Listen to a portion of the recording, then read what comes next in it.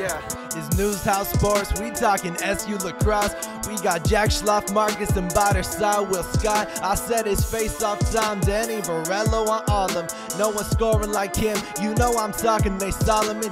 Bomberry with the celly, Damadano with the save, Donahue with the goal, and Taylor Gate. Oh wait, another block. Yeah, that's gold stock. Hope you ready for the show. You watch a goal line extended. Let's go.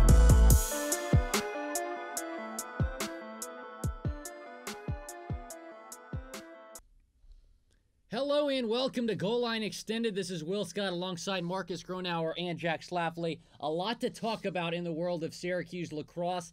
And let's start with the women's team, Marcus. Another loss in ACC play. They're now 0-5. It was only a 3-goal game at halftime, but they couldn't get anything going in the second half. Yeah, like you said, 8-5 at the half, but in the second half, Syracuse couldn't get a draw control for their life. In terms of the entire game, 23-10 on draw controls. UNC led that, obviously, and it's been a problem all season. Yeah. But when you're in, they were in the game at halftime, down just by 3, and then defensively, they just fell apart, and I'm sure we'll get into that later. Yeah, I want to ask you about that right now because Coach Gate said after the game that Goldstock was not the problem, even though 20 goals were surrendered. Do you agree with that assessment? I mean, I would agree with that. She had 9 saves in the game. Obviously, they got tons of shots. I think they got 35 shots in the game. So it's really a team effort on defense. I think Syracuse really struggled shifting on defense, and in those one-on-one matchups, they just got destroyed. So, and it is also concerning giving up 20 goals at this point in the season. Like, that should not happen. I mean, that's not even an effort thing. That's just coaching and just not coming out to play. So it's going to be interesting to see how they finish up with these last 2 games. Team is now 0-5 in ACC play, but what's so shocking about that, Jack or Marcus, is that we've seen them play well against non-conference opponents. They beat number 4 Florida at home. They beat number 6 Loyola on the road. And then in the conference slate, they just can't win games even against teams that they're higher ranked than. Does the team have any chance to beat an undefeated Boston College squad this week? Boston College is really good. They're 16-0 right now, obviously leading the conference.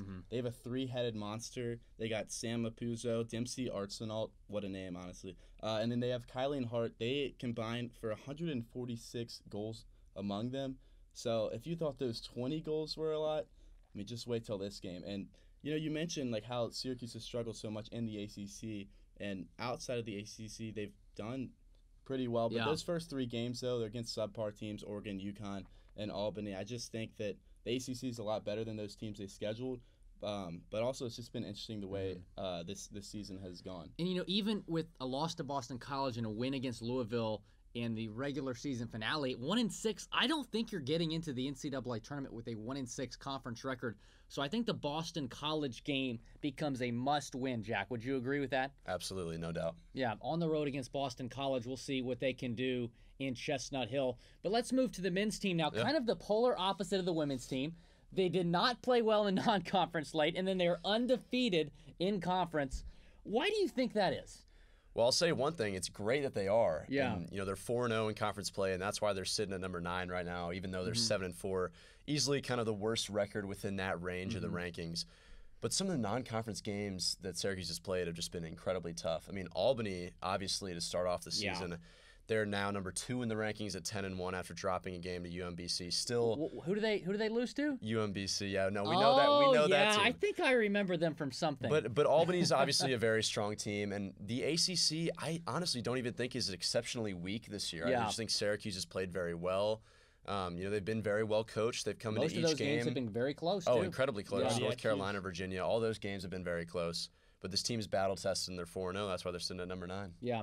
And, the win against UNC on Saturday, they're down by 3 goals. They cut it to 2. Rafis cut it to 2. Brendan Curry, out of nowhere, a freshman, only 6 goals all year coming into this game. He scores 2 goals in the final 2 minutes of the game to tie it up. And, of course, Bomberry with the game winner in overtime. How monumental was Curry in those final 2 minutes? Well, you talked about those 2 goals, but Curry also had the assist on the game-winning goal. And I'll tell you, that's another facet of his game that we saw against North Carolina was his ability to create for others, and that's going to be so big. Because I've talked about it, all season long. This offense is so talented. They've got so many pieces, Nate Solomon, Brendan Curry. you've got so many guys that can score. If everyone's sharing the ball and, making everyone else around them better too, it's scary. It appears that there's a new Chef Curry in town, as we are seeing. That one coming.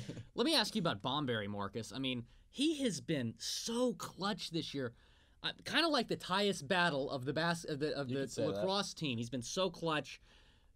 Does Bomberry, along with Nate Solomon, maybe one of the best duos in college lacrosse, can they carry Syracuse to a national championship? I mean, why not? Yeah. I mean, you could say they've gotten lucky with all these one-goal game wins, but, I mean, Syracuse has done it all year. Bomberry, he's Mr. Consistent, in my opinion. Mm-hmm. He's always there for you. He's always going to have a good chance at a hat trick. And, I mean, Solomon's playing really well. 4 goals in that last game. Yeah. You just have Brendan Curry stepping up. So, and you got a guy that I really like, Tucker Dordovic. Oh, man. Really, really solid freshman. So I think they can carry Syracuse really far in the tournament. Yeah, they're playing well for sure right now, and let's see if they can carry that momentum. Going into the game against Navy, like I've said earlier, they play well in conference, not so hot out of conference. This is a non-conference game for the regular season finale against Navy. What does the team have to do differently to finally get that monkey off their back and win a big non-conference match? Well, Navy's got a really tough defense, and that's going to be very interesting. We've talked about it already in the show, how good our offense is for Syracuse. Their defense is very good, and they had some issues at the start of the season. They'd lost their first 2 games to teams that they probably shouldn't have lost to, and now they're just starting to really trend upwards. As you said, they're number 14 in the country. They're obviously a military academy. They're going to be disciplined. You know that coming into the game. And it's just going to be a really tough, interesting game. 2 teams that are probably going to be in the tournament. Almost, I wouldn't say locks, but pretty close to a lock. So I think, it's an interesting matchup that maybe could happen even later in the NCAA tournament. Like you said, Navy number 14 in the country coming in. Yeah. NewsHouse Sports will be there covering from the Carrier Dome. Stay tuned for a full post-game recap of that one. For now, Will Scott alongside Marcus Gronauer and Jack Schlafly. We'll see you next week.